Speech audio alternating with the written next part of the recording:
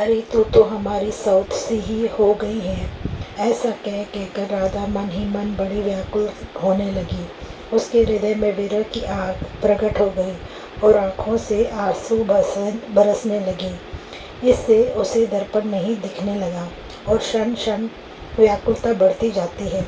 उसी समय श्री कृष्ण भी व्याकुल हो गए और उनके पास पहुंचकर उन पर बलि बलि जाते हुए उनके कमल स्वरूपी नेत्रों को अपने हाथों से बंद कर दिया।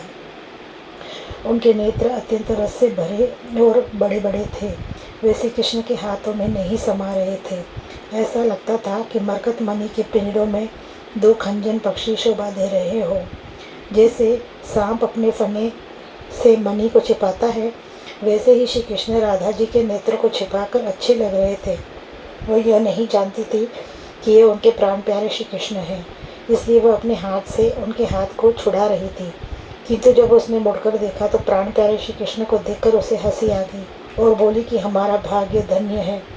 श्री कृष्ण ने उनके आंसुओं को पोंछा, मानो वे अपने पीताम्बर से प्रेम धन रूपी आंसुओं को ले रहे हो। श्री कृष्ण ने सिसकती हुई राधा जी को मुस्काया और अपना प्यार देकर उन्हें प्रसन्न किया। राधा जी ने कहा कि मैंने समझा कि किसी चतुर सखी ने आकर मेरी आंखें बंद कर ली है।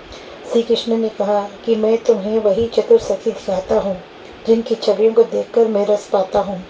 वो बड़ी रसीली सखी है जो यहाँ आई है और जिससे तुम अपनी मनचाही बातें कर रही थी। उसको तुमने यहीं कहीं छिपा दिया है, जिसका पता मुझे लग गया है। उसे देखकर तुमको बड़ा सुख मिलेगा और तुम उसकी छवियों पर बलि बलि जाओगी। ऐसा कहकर उनका मुख दर्पण के सामने किया और पूछा कि हे प्रिया जी, तुमने इसे पहचाना कि नहीं और यह तुम्हें अच्छी लगी कि नहीं। ये बड़ी भोली बाली और मेरे मन को अच्छी लगने वाली है। ये कुंजों में आया करती है और रस बरसाती है। इसी के कारण मैं ब्रज में रहकर रस बरसाता हूँ।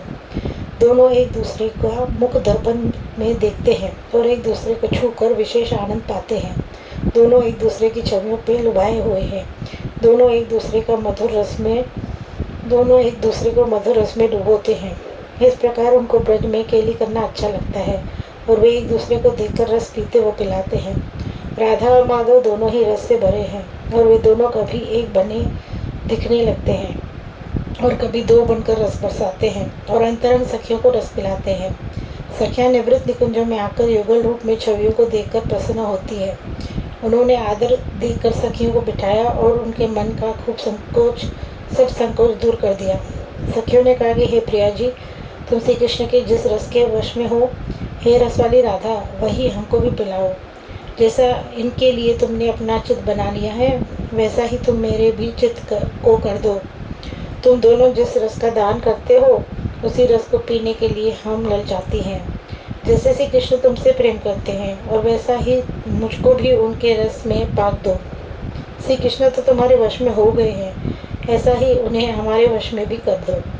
अरे सखियों, आज बड़ी ही आनंद हुआ, इसलिए बधाइयों का सुंदर गान करो, क्योंकि आज प्रीतम श्री कृष्ण को बड़े चाव के साथ प्रिया जी के कुंजों में विराजमान देखा।